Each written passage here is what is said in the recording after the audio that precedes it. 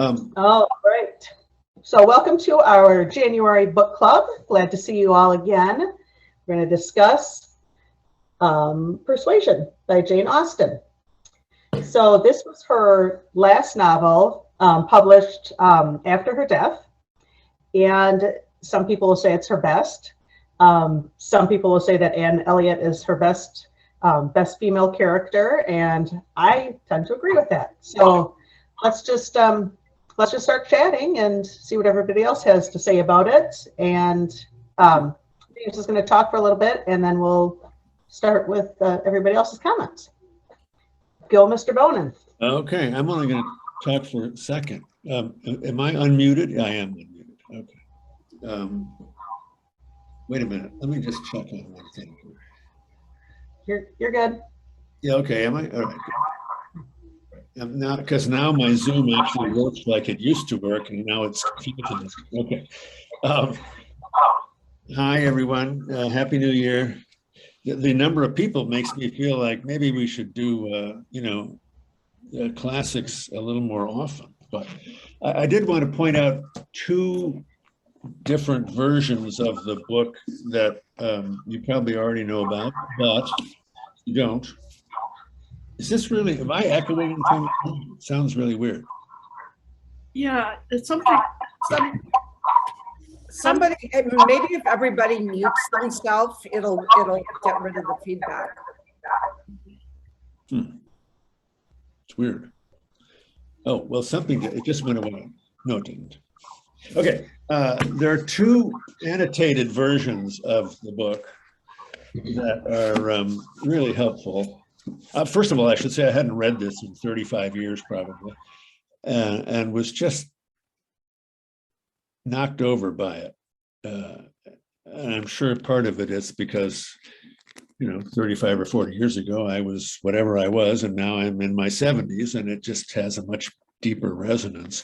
But there's a paperback called The Annotated Persuasion, which is from Anchor Books. Nancy, did you order one of these for the store? Okay. This is the paperback. But the one, if you want to blow $35 of your hard-earned Christmas money, or get somebody to give you a late or an early Valentine present, Harvard Belknap Press did all of the Jane Austen books about 10 years ago, and they're $35 a piece. I have 4 of them now, and they're absolutely gorgeous, beautifully done. Allow me to, it's just all through the book are maps, notes, pictures, art. Here's pictures of Walter Scott and Byron. It's just it's beautifully annotated. Many notes. It's the sort of thing that makes the director and me kind of very, very pleased. I remember in 1998 when I was about to do The Importance of Being Earnest at APT, I was down at Alabama Shakespeare doing Much Ado. No, I was not. I was down there doing As You Like It. And this guy in the company said, you're doing As You Like, or God, you're doing the, oh no, God, I feel like I'm drunk and I haven't had a drink in 20 years. The Importance of Being Earnest, you have to get this book, an annotated version of the play. And it was so magnificent. And it just changed the whole course of the direct. I mean, we just sat for a week in rehearsal, just going through the annotations in this book. And this reminded me of it a lot. Did you order one of these for the store? No, I thought you were going to. Okay, anyway, you can get it anywhere. You could, be a good thing to get it through us, but you can get it anywhere. Except, no bookstore carries them because they're enormous. But they're just great. So if you fall in love with this novel, or you want to know more about it, it's edited by Robert Morrison, and it's just a brilliantly informed version for that's the one I reread. I started into the Penguin, and I thought, you know what, I'm gonna read it from here. Unfortunately, of course, then I scribbled all over the book, so it's now resellable. but I was really surprised by it over and over again, and in how much this book felt different from most of her other books. And it was as if she was kind of pushing, in very particular ways, without losing her kind of profound romanticism and belief in love, really pushing against some of the things in English society that very much needed pushing against. And so I just, the last page of the book being a classic example. We've waited for 300 pages for these two people to get together, and then what does she talk about? She talks about the fact that he might go off and get killed, because she's interested in the sort of the pressure, the social pressure of people who actually work for a living, and in fact work for a living defending their country, instead of, like her father, sitting around moaning about his lost house and where he is in the Debrett's peerage. He's absolutely repellent example of the shiftlessness of the British upper classes, particularly then, because I think, the ones who were smart enough could feel the drumming of Napoleon and the French Revolution and all the other things going on in the world, and making them feel a little bit like, when's it coming here? Well, it did. But I also feel like the book, I have one more thing to say and then I'll shut up, which is a number of people in this version talk about how it's almost the beginning of what culminated 100 years later with Mrs. Dalloway, in a kind of, you're let into her mind so beautifully and so effortlessly. The thing that's always amazing about Jane Austen is the seeming effortlessness of the way she plots, and the way that she does these dialogues that are just in a paragraph. It's like, it's like reading a Thomas Pynchon novel or something. There's just words, and sometimes she uses quotation marks and sometimes she doesn't, and you're thinking, God, what year is this? But I just thought it's a very modern book in that way, which I really admire, and was very surprised by it. It also reminded, there's a great movie version from about 20 years ago. Did anybody see the last version of Persuasion that they made, a feature film? I think it starred Ciarán Hands, the Irish actor, as Wentworth. Anyway, track that down too. It's really worth it.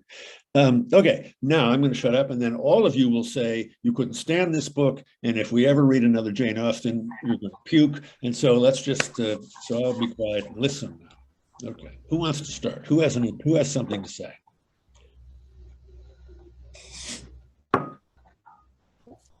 I'll give an unpopular, perhaps, opinion.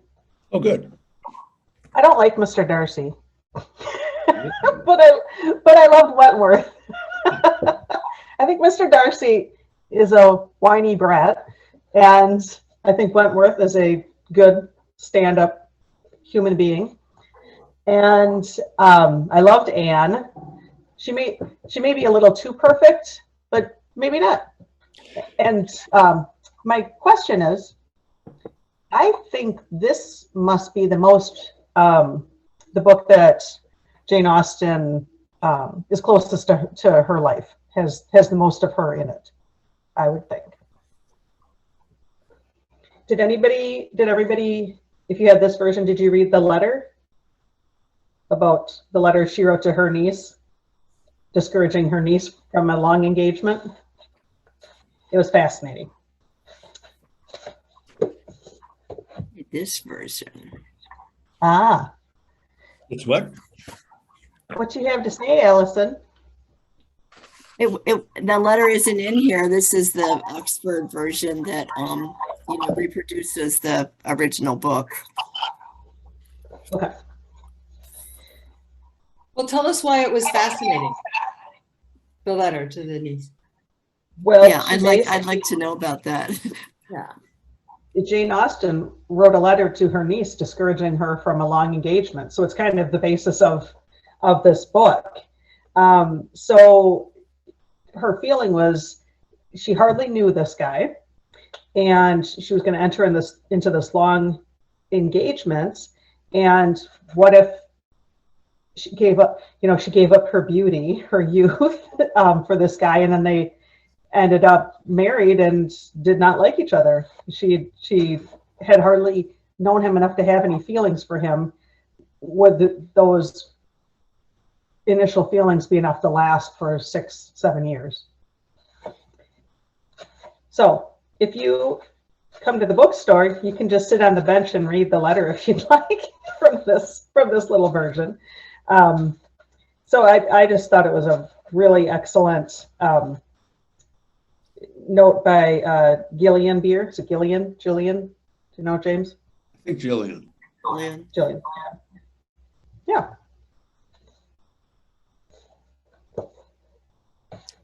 So she became her friend that encouraged her, persuaded her not to marry Wentworth the first time around. That's pretty interesting. Mm-hmm. Mm-hmm. That's how we learn those things.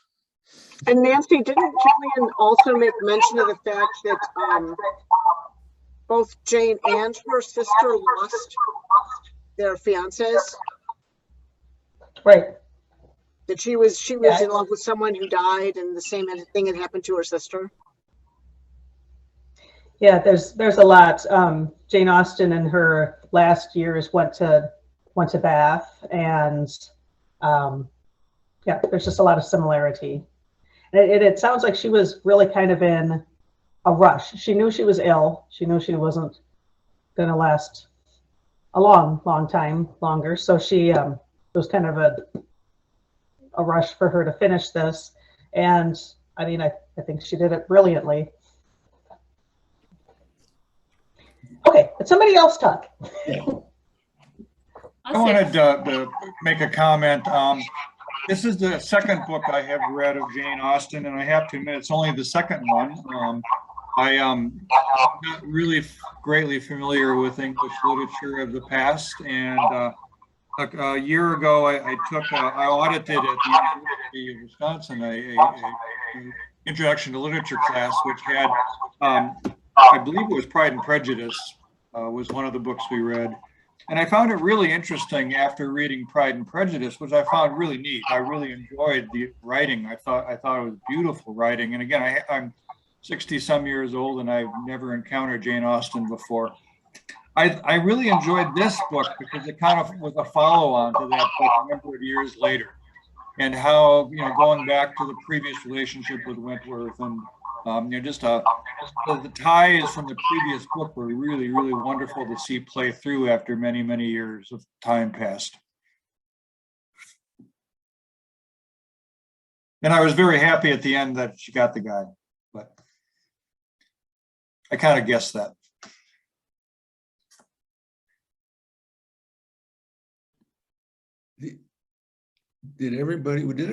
Was everybody happy that they got together? Yes. I was super happy. How Why I read the book.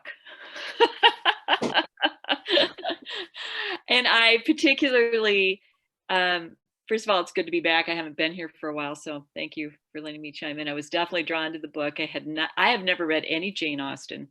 Oh, so cool. This was my first, and but I had seen it on PBS, so I knew that she ends up with Captain Wentworth, but I found myself just almost anxious that it wasn't going to happen, even though I knew it was going to, and until she read the letter from him, and the line, "You pierce my soul," I can't stop thinking about that letter. It was a very brief note, really, but culminating in the 300 pages. So I was very, very, very much wanted them to be together. Yeah, that letter is pretty remarkable. I agree. Yeah. Oof. other people, what about that? The whole last chunk of the book, where she gets all this information about Mr. Elliot, that very long chapter, where she gets told, or a confirmation of her suspicions about him. How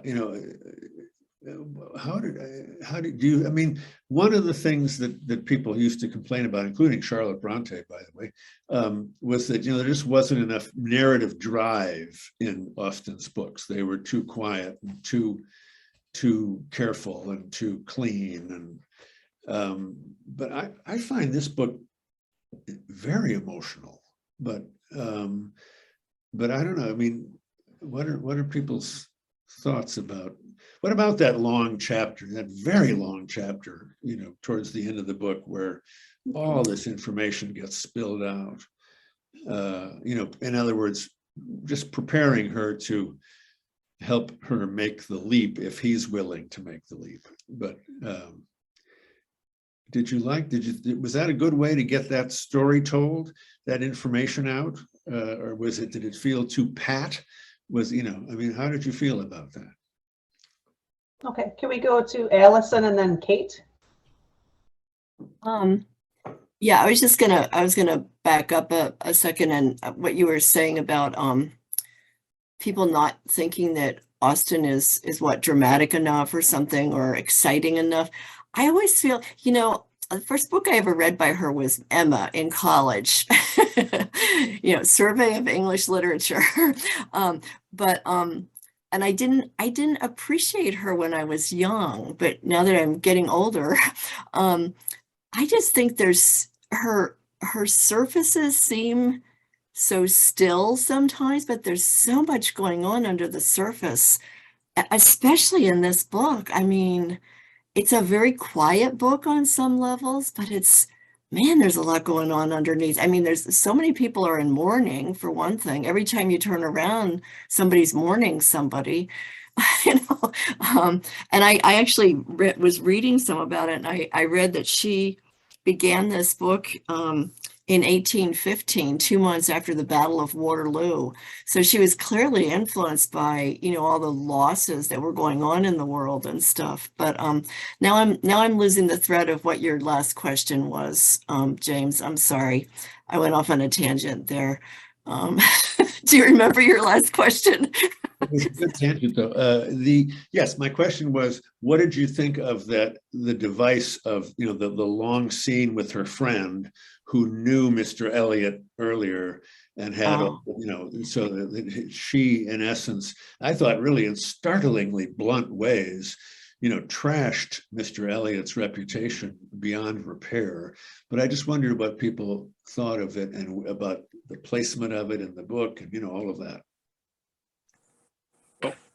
I'll make a comment. That is that I thought it began to tie things together. What I kind of enjoyed with the plot was I was still in suspense up until that point in time.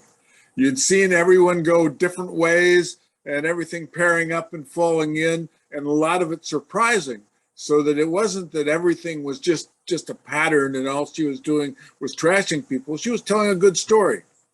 And I think using Anne as the narrator, basically, as the middle child looking at all of these things, it really, to me, was kind of fascinating to see that. And then you got to that chapter, and all of a sudden it started to gel, and you started to have hopes for a logical and a clean ending, which it did. I mean, and everyone lived a happily ever after, if they deserved to.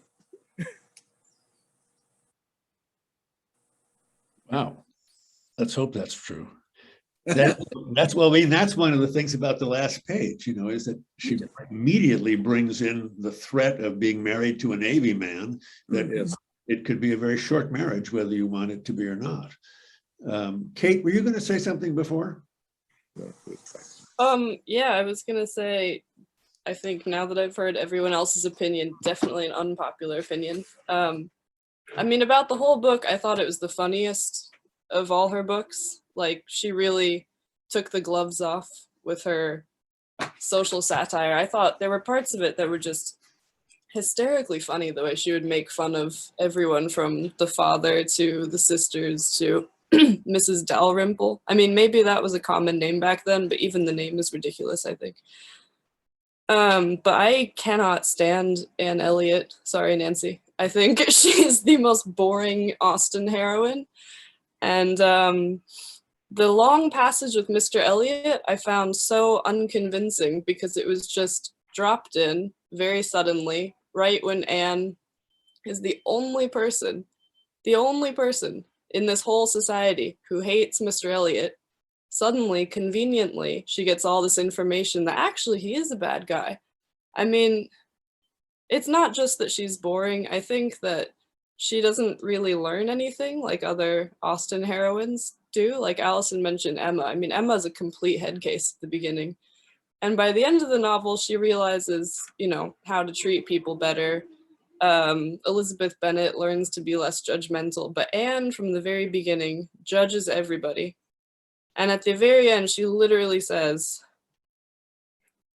I was perfectly right in being guided by the friend whom you will love better than you do now. Like, in the second to last page. I was right all along, but, you know, sorry you suffered for it. I mean, I just found kind of a lack of growth compared to the other Austen heroines, and maybe that's what she wanted to experiment with in this novel, but I didn't find it to be particularly compelling. The whole rest of the story, all the other characters were great, but Anne, Mr. Elliot, and Captain Wentworth were just really not interesting to me. Sorry. If anyone agrees, please support Okay, so what's your opinion about Mr. Darcy? I mean, he's kind of a drag, you know, as a human being. I don't disagree with you about that one necessarily, but in terms of the heroines, like, at least the other Austen heroines, they make tons of mistakes, but they kind of have fun along the way, whereas Anne is just like, oh, Mrs. Clay, she's trying to snatch my father. Oh my God, my sisters are ridiculous. My life is so hard. I mean, it is probably hard, but come on, you know? It's really interesting. See, because I think she does change. I think she learns how she fits into the world of love and what that emotion really means to her. And I also think that on the line you quoted,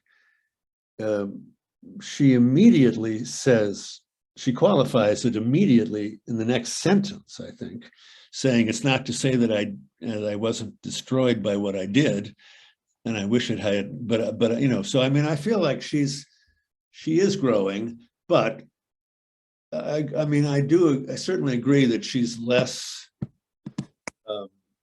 verbally lively, I think, you know, than someone like Elizabeth Bennet or Emma. Yeah, I think I agree with that.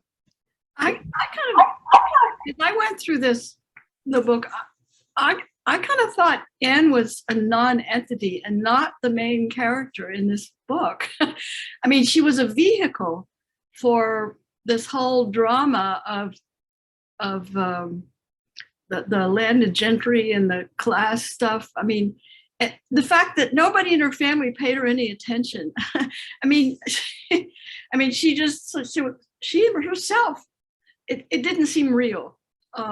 She was just placed there as a vehicle for the rest of the narrative to happen. Maybe, I don't know if anybody agrees with me or not. But Larry, you're going to say something? Yeah, speak, Larry, speak. So I'm with Nancy. I like Anne a lot, but what I would say is she's definitely not too perfect, because she reminded me of Hamlet for some reason, because I felt the whole novel, I was in her head, and it's like she was dependent upon luck and fate and circumstances, because she was so controlled by the conventions about where she had to go eat or who she had to stay with. And even at the end, when she's got to go for a walk, just on the chance that she'll run into Wentworth, and I was getting very impatient, like, make it happen. You blew it once, are you going to blow it again? But to me, so that was the drama in the book, was her internal struggle not to offend anyone, but eventually, thank goodness that he finally wrote the letter, because he was as bad as she was with all the misunderstandings. But I didn't, Elliot was under suspicion because of the way he did not interact with the family when he was younger. So I found that long chapter believable. If you meet some people at different times in your life and you find out a dark side or something else. So I really enjoyed it, and I liked the conclusion. But I think your comparison, James, to Mrs. Dalloway was a good one, because I guess I never thought of Jane Austen as being somewhat of a stream of consciousness in your head, but to me, that's what was going on in the book. She was reacting to people. She was thinking about what she could do. And, we live in a world now where people are way too rude and not nice to each other. But all the formalities I just thought were so aggravating. I wanted them to say what they thought and what they felt. And because what's her name? The one who almost died, is it Louisa?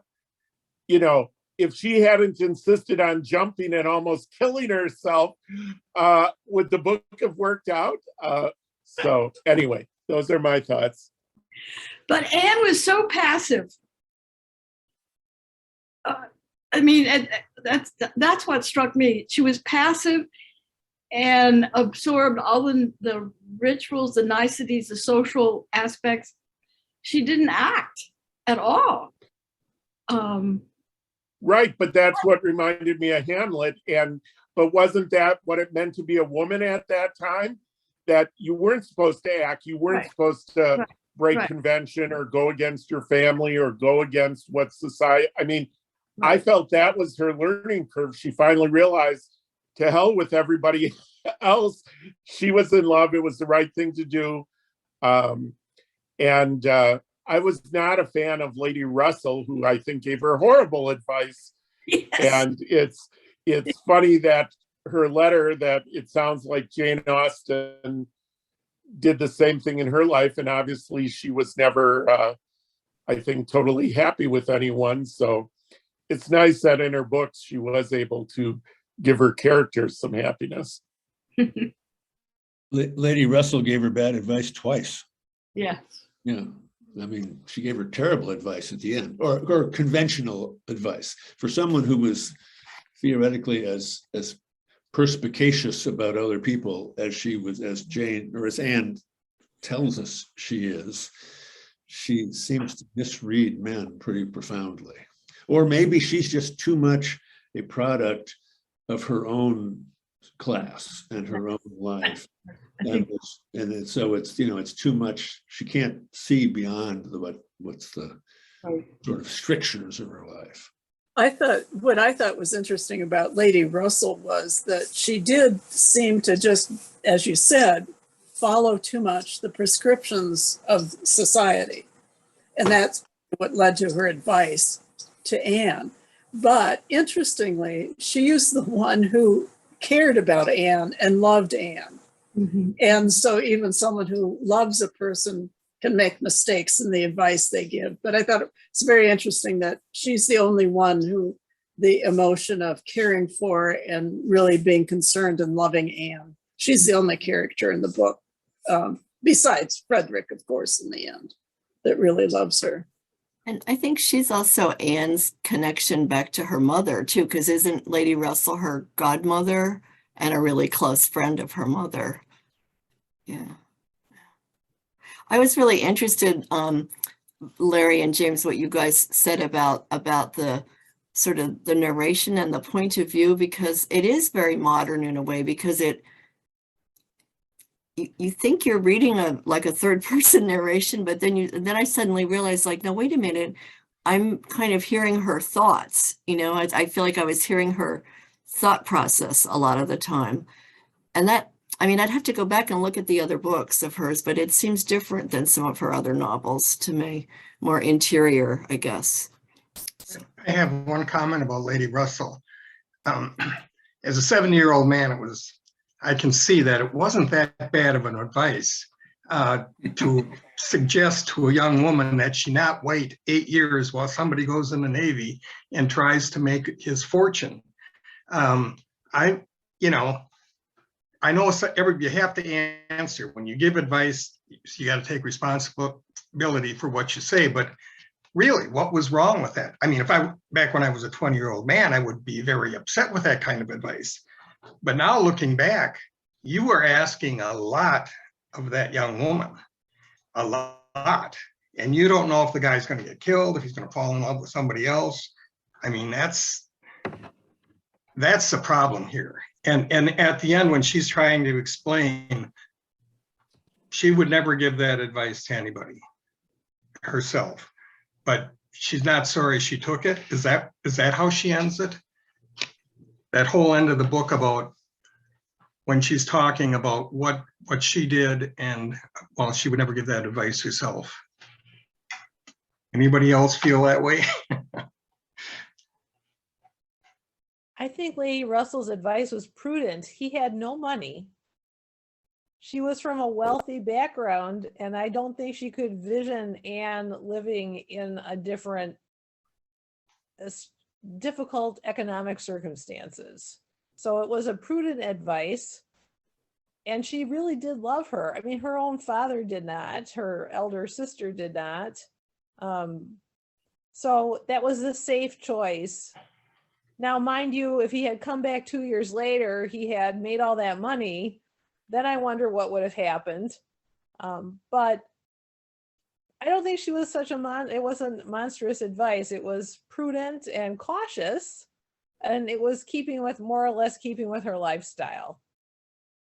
I mean, Austen says so much about the gentry and about the landed gentry and the people who worked for a living. I found that really interesting when you look at the 0.5% in America now. So I could see so much connections to 21st century right now with our economic situation in America. I don't know if anybody else felt that way. No, I think that's true. I just want to say one thing about I think part of what Austen is pushing against, particularly in the class system, is that many marriages in the Regency period in the class system were really not marriages; they were alliances. They were a way of protecting what you had and maintaining the system versus the sorry, someone just walked in. I don't know who it is because I'm in someone else's house. But versus something that was starting to happen even in the upper classes, which is marrying out of real interest in another person rather than being that the two families should be united. So I think that I agree with you. I think Lady Russell's advice, I agree with both of you. Lady Russell's advice, if you take love out of the issue, is absolutely sound. Mm-hmm. It is good advice. But I think what Anne and Wentworth are supposed to represent is the fact that part of English life was changing too, and that they and actually it's mirrored in the sister Henrietta marrying what's his face, the vicar that people make fun of, because they wanted each other, and so they got married, and the parents realized, well, okay, he's not a terrible choice, and they seem to really care about each other, so it's silly not to let them get married. But I think so we are sort of, that's part of most people we know, we hope, marry for love when they get married, but in the class of Jane's family, that was not ever the first real consideration. And I think that's, again, there's so many things in this book, whether we like the book or not, that Austen is pushing against, all of the sort of conventional ways that the upper class of English society perceived themselves. And so, I think that's a great service that novels do. She sort of feels like, you feel at the end like Anne is basically saying, I don't know what books do. Books, what can books do? But I feel like, it's like Wilde writing The Importance of Being Earnest and making fun of all the people who were sitting in the audience watching the play. Yeah, I'm sorry, go. No, I just wanted to take that maybe in a little bit of a different direction. I was really interested in both this book and the other Austen book, and in how she is describing the characters, how she's describing the family situations, how she's describing the landed gentry, and in particular in this book, that distinction, that play between living out on the country estate versus moving into Bath. I mean, I thought that was just wonderful. All the time she's going back and forth and comparing and contrasting there. But also, as you were mentioning just a moment ago, that that there's changes going on in the landed gentry and in that aspect of society. And I think it's really clear in this book that there was a lot of her thoughts were about her own family that was essentially living beyond their means, and trying to figure out how to maintain a particular social structure or social lifestyle that they weren't very good at living within the means they had, even though those means were well above what the normal person in Great Britain had.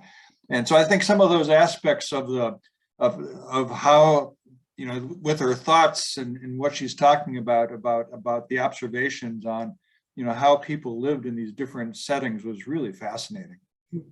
I agree. Startling thing she says fairly early on, when the Crofts are taking over her house she grew up in, and she says something like, those are the people who ought to be living in this house, and my father and my older sister should be living elsewhere because they haven't had the common sense to take care of it or themselves. But that's a really startling thing, for someone in that family to say. Mm-hmm. It's really, yeah. There was all sorts of things like that I agree with you that really jump out. They were great. But I think that also ties in a little bit with those discussions about what you're marrying for, marrying to protect your position. Those tie really directly, I think, into some of those struggles with, seeing her own family potentially losing that situation. So. Diane, did you have something you wanted to say? I'm sorry. Go ahead. Nope. Oh, I was just going to go back to something that Mr. Zimmerman said about the advice and her taking the advice, and I was looking. It's page 229 of the Penguin book, when she's saying when she's talking about how Lady Russell gave her bad advice 2 times, and she says, the case so different and my age so different. If I was wrong in yielding to persuasion once, remember that it was to persuasion exerted on the side of safety, not of risk. Mm-hmm. And so I think, she was only 19. She hadn't really, they talk more in the beginning of the book. She hadn't really been out in the world very much. She hadn't met very many people. And so I think Lady Russell's thought was that, she's to get engaged so young, without having been exposed to very much in the world, might have been a mistake. That was taking a risk. And then she says, when she yielded, she thought it was to duty. But then with Mr. Elliot, in marrying a man indifferent to me, all risk would have been incurred and all duty violated. So it was 2 very different situations with Lady Russell's advice. But it did kind of make sense the first time. what I liked about Anne, I think it was Linda who said she was passive, and I agree with that up to a point. And then I think she wasn't really a martyr. I don't think she felt sorry for herself. That's not how I perceived it, even though she could have, for sure. She didn't seem to be a martyr about it. She just kind of accepted. She was accepting of a lot of things up until like the very end, when she was really, really clear that she wanted to be with Captain Wentworth. I'm not sure what she would have done had he not written that letter. I don't know. But I found her, I actually liked her. I think she was really, women didn't have power in that time. So she kind of was not wise, but she accepted that, I guess, in the way she could. And when I heard her talking about her family and everything, I didn't see it as being judgmental to me. It was just like, well, that's how they are. And I know my role. So anyway, just a few thoughts about Anne. Adele, that you, yeah, I was thinking as I was reading the book that Jane Austen and Anne Elliot, we were learning a lot from them. I mean, we don't pay much attention to glances and subtle looks, and we tend to make big assumptions about people. And that was one of the things that I liked Anne as well, that she was always very observant, and she was always just kind of keeping track of what the situation was. And she spoke when it was necessary. If there was some, like when her Louisa fell off the fence, it was Anne who suggested what the next action was. Everybody was fluffing around and being kind of hysterical. She knew kind of what to do. So I think that if Jane Austen were with us on this book club, that she would say that she was teaching us a lot, and it was good to it was good to pay attention to different people's impressions and what they thought. And I thought Anne was very good at that, which maybe I need practice with. Maybe we all need practice with. To go back, I just want to say one thing about what Diane said, which is that I had two stepdaughters, still do actually, but I'm no longer married to their mother, but I'm still close to them, and they're now 50 and 46, I think. But if either of them had come to me when they were 19 and said I was going to get married, I'd just say, you are not getting married when you're 19. Are you out of your frigging mind? Go to your room, and stay there until you're 25. So I mean, 19 is pretty young even then. So there is that. Right.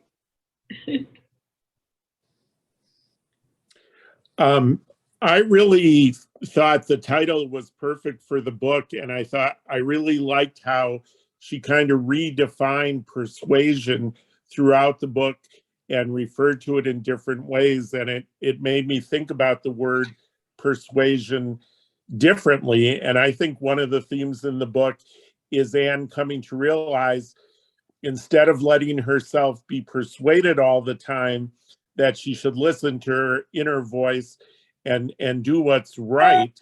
I think people that I know that are happily married tend to be married to someone of a different religion or race or class, because people that just marry for money or because that's the right person for them usually end up unhappy. And I think that's part of what Anne realized, to stop listening to everybody else and finally do what her heart was telling her to do. I second what Larry's saying, because for a while there, for the first 100 pages, I notated every time the word persuaded or persuasion or persuadable was there. And I never did go back to try to figure out the context of each of those instances of persuasion. But I think, Larry, you're right, that Austen was trying to point out how people could get persuaded to do things that may or may not have been in their best interest or whatever. I think it's a cautionary tale. I agree. I do too. It is a cautionary tale. I'm looking in that introduction in the Penguin, I thought there was a quote from Samuel Johnson about the 3 different sort of levels of persuasion, but now, of course, that I want to find it, I am having a hard time finding. Does anybody remember that? Or no, it's because it's very, very smart. Found it. You did? Okay. Who said that? Me. Anne. Okay, good. Oh, it's on page 11 of the Penguin one, down near the bottom. It says persuasion for Johnson is first the act of persuading, the act of influencing, and then it goes on. Yeah, well, go ahead and read it. Oh, the whole thing? Okay. The act of persuading, the act of influencing by expostulation, the act of gaining or attempting the passions. Yeah. The slide across into seduction is expressed in the 3rd clause, while the 2nd represents the activity of conviction. I'm not sure I even understand what he's saying. In his definitions of the verb to persuade, he comments that persuasion seems rather applicable to the passions and argument to the reason, but this is not always observed. Wow. Yeah, and then he goes on right then to say Johnson's terms, a persuader is excessive, one who influences by persuasion, an importunate advisor. And I think that's where maybe Austen is trying to walk a balance line with Lady Russell.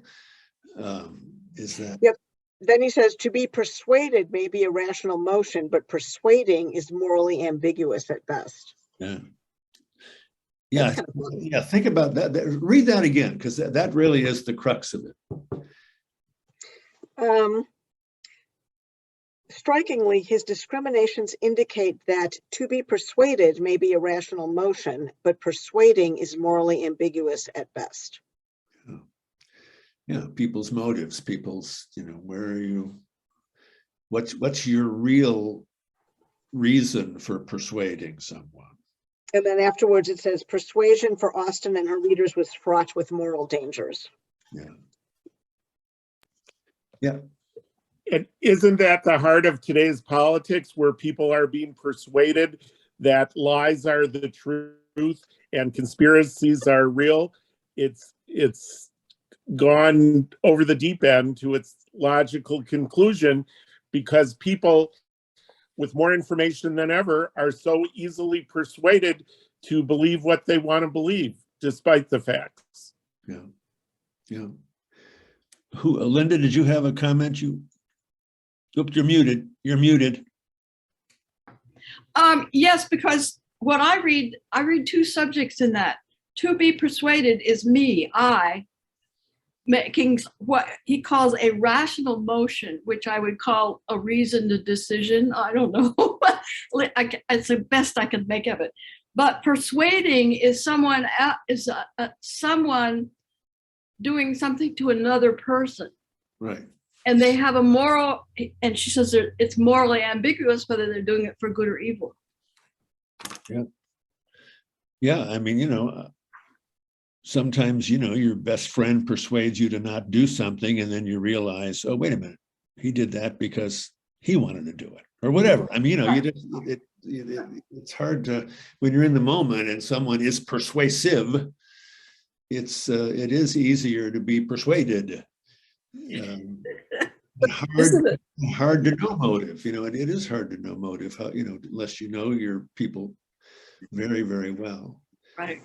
I mean, to get back to Larry's point about politics, the fact that the committee has revealed these emails of all these Fox people who on the television were talking about how great it was. They were all sending emails to Trump saying, what are you doing? Call this thing off.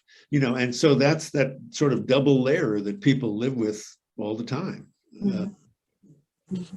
Weird, crazy. Comments? Anyone? Oh, anything more to say? Anybody? Did everybody Kate, I'm glad that you said what you said, because that's the great thing about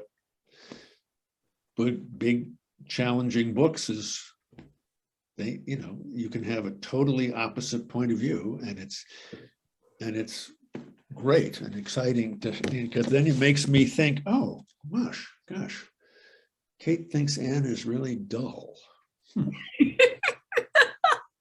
Maybe I'm giving, maybe I'm putting more into Anne than is really there. I mean, that's what I love most about talking about books with people. It's just, you can really. Yeah, I agree, James. I mean, I really like to hear a dissenter because it helps me rethink my own response to a book. Like, am I being persuaded too easily? By Austen. It's like, right, exactly. And I whenever I read Austen, I so wish that we had her letters. Her sister Cassandra destroyed most of her letters, and what a treasure house that would be to know, what was she really thinking about all this? So. Yeah, and the classic opposite example of that is Virginia Woolf's letters and her diaries. I mean, my God, it's just unbelievable how rich they are. It's just phenomenal. So I was just gonna, I was gonna say something just about. Gonna say, the person who's usually the dissenting voice hasn't said a word the entire hour. She is Mary Pat's daughter. Okay. So here we have this great discussion about the book, and we end up talking about a word and the definition of the word, persuasion. And I love that because I love words. And I'm going to share this. It was a very just random listening to, I think it was Linda was when she was kind of dissecting more about persuasion. And I have no idea why this popped into my head, but what I thought was, oh, does that mean we could retitle Othello Persuasion? We could.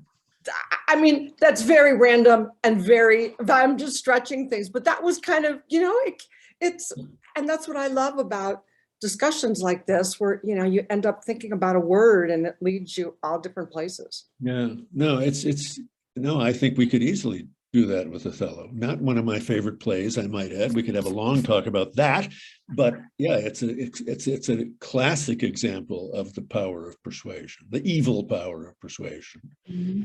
I wonder if Austen had intended the book to be titled Persuasion.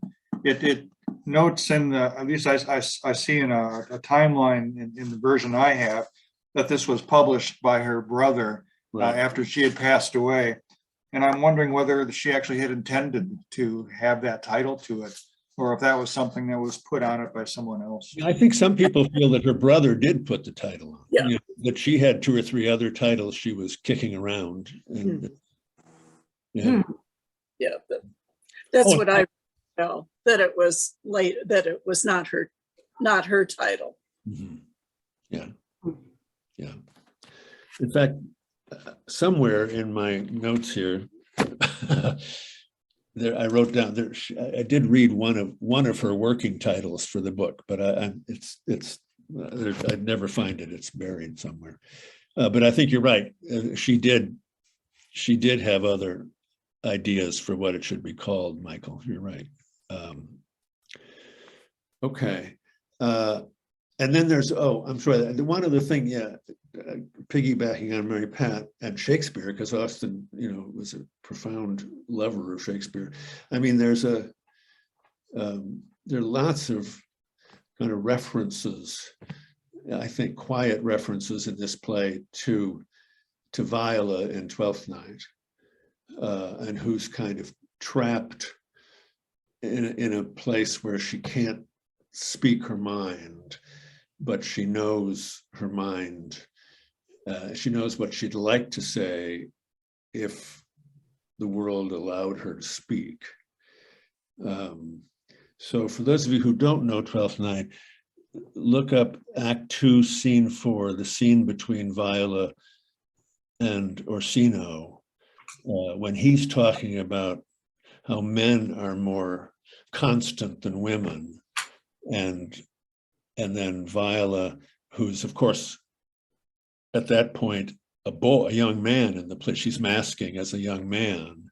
She talks about a woman's lot of being trapped. So that's that beautiful, passionate argument that Jane has towards the end when Wentworth is writing the letter and he's listening in to her passionate argument. She's really, in a kind of subtle way, Jane Austen has turned her into Viola for a little while. But it's, there's just a lot of echoes in the book of lots of other things. It's really, anyway. Okay, I guess it's only 4:59 where I am. We can talk for 3 more hours till it gets to be 7 o'clock. You and Lisa have no idea what time it is with Kate. 10 in the morning? I don't know. James, can I read my favorite sentence? What's that, Larry? I wanted to read my favorite sentence. Oh, great. When the evening was over, Anne could not be amused at the idea of her coming to Lyme to preach patience and resignation to a young man whom she had never seen before, nor could she help fearing, on more serious reflection, that like many other great moralists and preachers, she had been eloquent on a point in which her own conduct would ill bear examination.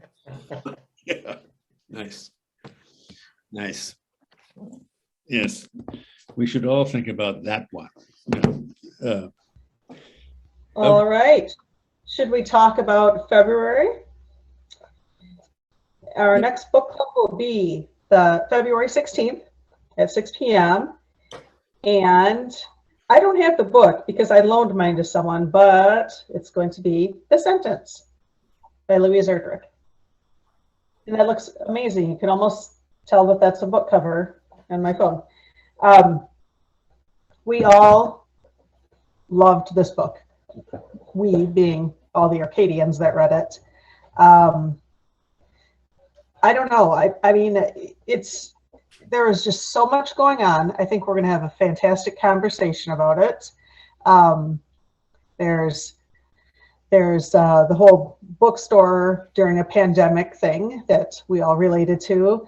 There's a ghost story part of it. There is Native American culture and history, and what's has been done to some of the history of what happened to the Native Americans in Minnesota. And then there's George Floyd and political unrest. So it was almost like Louise was writing it in real time. It's like these books came hot off the press. And it's very meta because it takes place at a bookstore called Birch Bark Books, and the owner is Louise, who has just come in from her book tour was canceled because of COVID, and she had just won the Pulitzer Prize. All of those things happened to Louise Erdrich, so it's really great. It just makes it kind of fun to hear it in her voice. So February 16th, The Sentence, Louise Erdrich. And she's just, she's a great storyteller, period. She's just, and she did write it in real time. She had always wanted to write a novel and she in real time. And so she just arbitrarily chose. She had this little sentence in her head that kept nagging her. And so she arbitrarily chose to start it on All Souls Day of 2019. And then she just, whatever happened in Minneapolis was going to be in the book. Well, nothing much happened in Minneapolis except COVID and George Floyd. And, so it became a very, very rich, potent mix of things. So it's really remarkable. And, 3 of her last 4 books, she's won the National Book Award, the National Book Critics Award, and the Pulitzer Prize. So she's, she's got some chops.